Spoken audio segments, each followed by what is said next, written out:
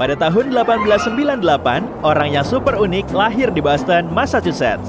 Namanya William James Sidis.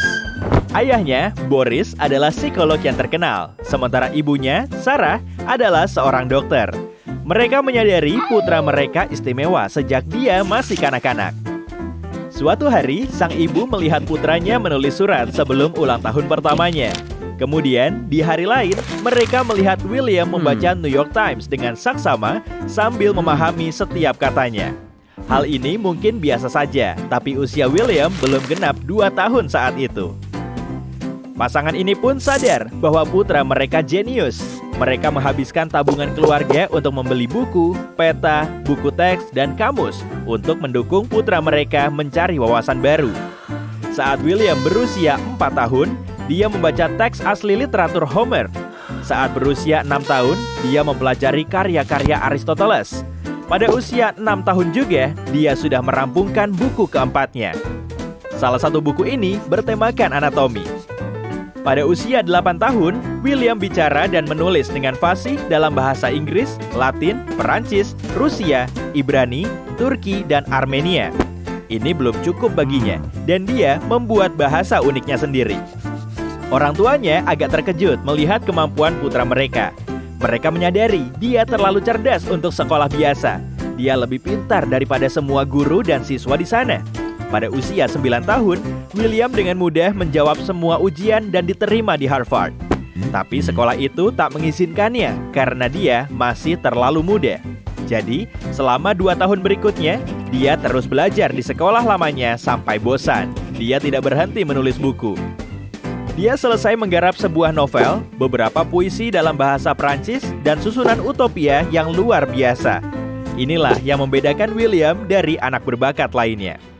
Seorang pemuda jenius biasanya cuma belajar salah satu ilmu pengetahuan. Tapi pahlawan kita ini tertarik dan berhasil dalam beragam bidang pengetahuan. Matematika, astronomi, bahasa, politik, biologi, filsafat, dan masih banyak lagi. Akhirnya, William menginjak usia 11 tahun dan diizinkan belajar di Harvard. Semua mahasiswa dan dosen terkejut melihat siswa semuda William. Tapi yang paling penting, mereka terkejut dengan luas wawasannya. Beberapa orang mengaguminya, yang lain menganggapnya aneh. William belajar dengan baik di Harvard, melewati semua ujian dengan mudah dan bahkan menjadi pengajar di klub matematika. Topik yang dia bawakan adalah salah satu yang paling sulit dalam matematika, yaitu ruang 4 dimensi. Bukan cuma mahasiswa, tapi juga sekitar 100 profesor universitas menghadiri kelasnya. Bagi kebanyakan orang, kuliah ini terlalu berat.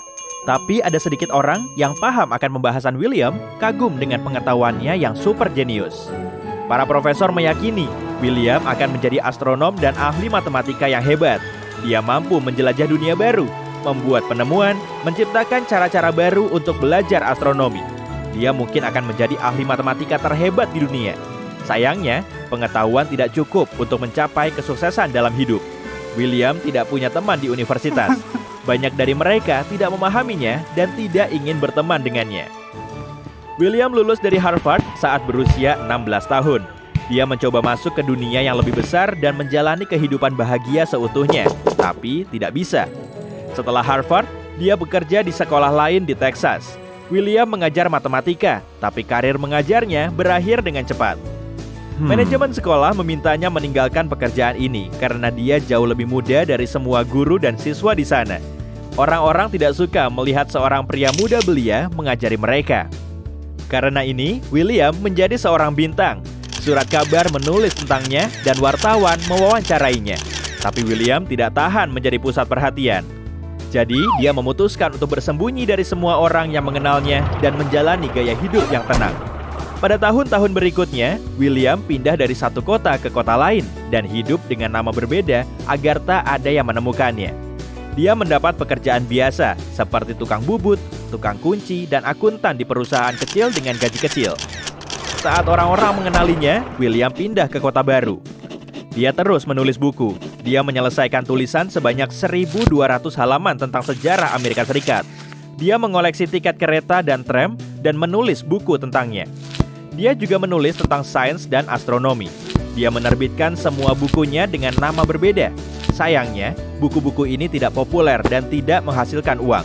Bertahun-tahun kemudian, salah satu bukunya terjual lewat lelang seharga beberapa ribu dolar. Dia fasih bicara 40 bahasa. Tapi beberapa ahli dan penulis biografi mengklaim dia bisa bicara lebih dari 200 bahasa. William menjalani kehidupan yang tenang dan mungkin bahagia. Dia bekerja sebagai tukang kayu di New York, tinggal di apartemen sederhana dan menemukan teman sejati. Penulis biografi yang mempelajari hidupnya mengatakan mereka yang akrab dengan William sangat menyanjungnya. Semua orang menggambarkannya dengan kata-kata yang sangat baik. Jadi, sepertinya William merasa puas dengan masa dewasanya meski masa mudanya berat. Tapi beberapa ahli lain meyakini dia tidak bahagia sepanjang sisa hidupnya. Kemudian, pada tahun 1937, kehidupannya yang tenang berubah saat bertemu seorang wanita yang menjadi temannya. Wanita ini mengunjunginya, dan mereka membahas berbagai topik. Segalanya berjalan baik. William senang punya teman baru. Tapi kemudian, sebuah artikel besar tentangnya diterbitkan di majalah terkenal. Artikel ini menggambarkan hidupnya dengan detail dan dari sudut pandang yang buruk. Dalam artikel ini, William digambarkan sebagai penyendiri. Ternyata, teman barunya adalah reporter dan sengaja mendekati William untuk mengetahui sebanyak mungkin tentang hidupnya. Sekarang, ratusan ribu orang salah paham tentangnya. William tak mau membiarkannya begitu saja dan memutuskan untuk menuntut majalah itu atas pelanggaran privasi. Tak lama, William kalah. Terlepas dari kehidupan tertutupnya, hakim menganggapnya sebagai figur publik. Dan tak salah jika orang banyak tahu soal kehidupan figur publik. Dia meninggalkan rumahnya dan bersembunyi lagi dari orang-orang. Tak ada yang tahu bagaimana kehidupannya selama beberapa tahun berikutnya. Pada tahun 1944, dia meninggal di usia 46 tahun. Dia tidak kaya saat itu dan bekerja sebagai pegawai kantoran. Dia tidak punya uang, tidak punya teman, tidak ada yang tahu bagaimana kondisinya di tahun-tahun terakhirnya. Hampir tidak ada seorang pun yang memahaminya di sepanjang hidupnya. Entah kesuksesan seperti apa yang mungkin dia raih jika orang-orang lebih baik kepadanya. Sepanjang hidupnya, William menjalani beberapa tes IQ. Hasil tesnya pun selalu membuktikan bahwa dia jenius. Albert Einstein punya IQ 160. Leonardo da Vinci 180, Isaac Newton 190. Sementara IQ William Sidis berkisar antara 250 sampai 300. Mungkin dia adalah orang paling cerdas dalam sejarah. Kehidupan banyak orang pintar membuktikan bahwa punya IQ tinggi tidak pernah cukup. Kecerdasan tinggi tidak menjamin kesuksesan. Kita juga wajib punya kecerdasan sosial, yaitu pemahaman untuk berperilaku di depan umum. Bagaimana cara berbicara dengan baik, dan bagaimana cara menyenangkan orang lain. Banyak orang bisa melukis gambar yang sangat indah, tapi tidak tahu cara menampilkannya dengan tepat. Akibatnya, karya seni mereka dapat dianggap norak sepanjang hidupnya. Seorang pemain biola yang tidak bisa menawar bayaran konser tinggi akan berakhir di jalanan seumur hidupnya. Kemampuan untuk menjadi artis dan menjual keterampilanmu juga merupakan bakat yang penting. Banyak orang cerdas adalah penyendiri dan punya kualitas hidup yang buruk karena tidak mampu menyatu dengan sekitarnya. Terkadang orang cerdas paham soal rekayasa genetika, tapi tidak tahu cara berperilaku di pesta. Orang-orang jahat sering memanfaatkan orang pintar untuk tujuan yang egois dan menipu mereka. Di sisi lain, beberapa orang yang tidak begitu pintar atau berwawasan sempit mendapatkan jabatan tinggi, menjadi terkenal, dan meraih sukses berkat kecerdasan sosial dan kerja kerasnya.